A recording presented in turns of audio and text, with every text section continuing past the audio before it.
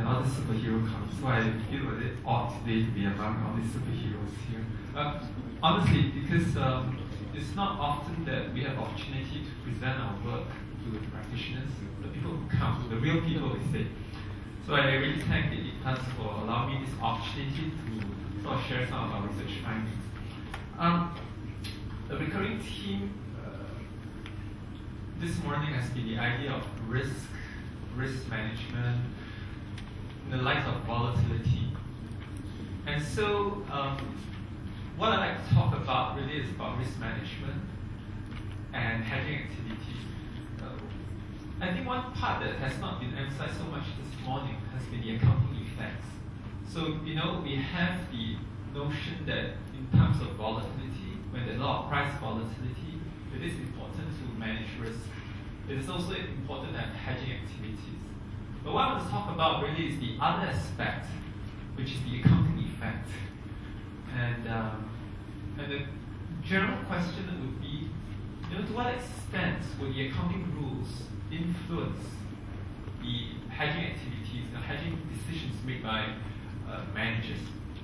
And I really would be unqualified to talk to you about fair value accounting or accounting for hedging activities and derivatives. But very quickly, we have IAS 39 and SFES number 133, which talks about derivative accounting and how derivatives must be reflected at fair value in the financial statements, with fluctuations in the fair value being reflected in the income statement. And if you look at the accounting standards, they also provide for cash flow hedges and fair value hedges, which sort of like potentially mitigates the fluctuations a little bit, where the effective portion is reflected in other comprehensive income, but the ineffective portion is recognized in earnings. And so I'm going to talk about this particular aspect. We're looking at the cash flow hedge, and the issue we're going to look at basically is to what extent will the accounting rules influence managers' decisions. Some background to this. One of the key issues I look at in my research is really about the effects of accounting and accounting standards on decision making. I have some background in psychology, and I've always been interested in some of the behavioral biases as a result of the environment.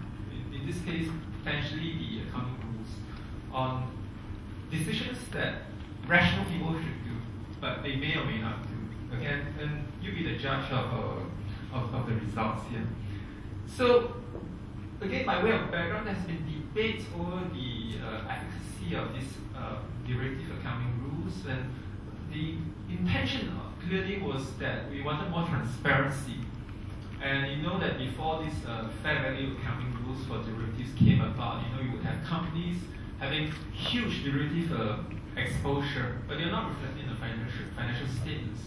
So regulators and standard setters get very uptight about this, and they had all these accounting rule changes. But having sort of mooted these ideas, and when these standards were floated, the ideas of these accounting standards were floated around, there were a lot of outcry from the practitioners. And if you look at the comments letters, etc., one of the concerns was that if you do fair value accounting for derivatives, this would induce reported earnings volatility, and this could potentially distort managers' decisions.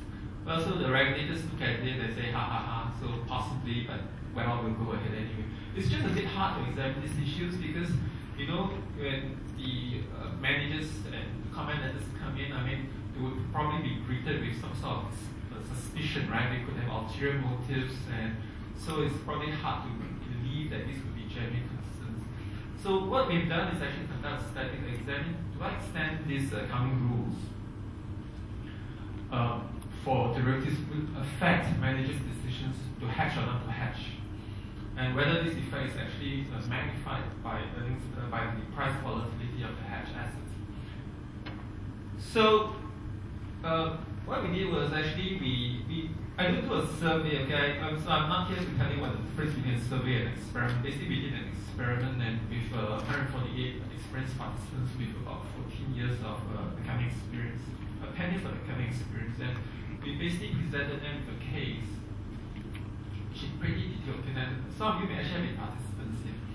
I don't know. But basically, we actually presented them with a case, a detailed case where manager was interested, were concerned. They were interested in buying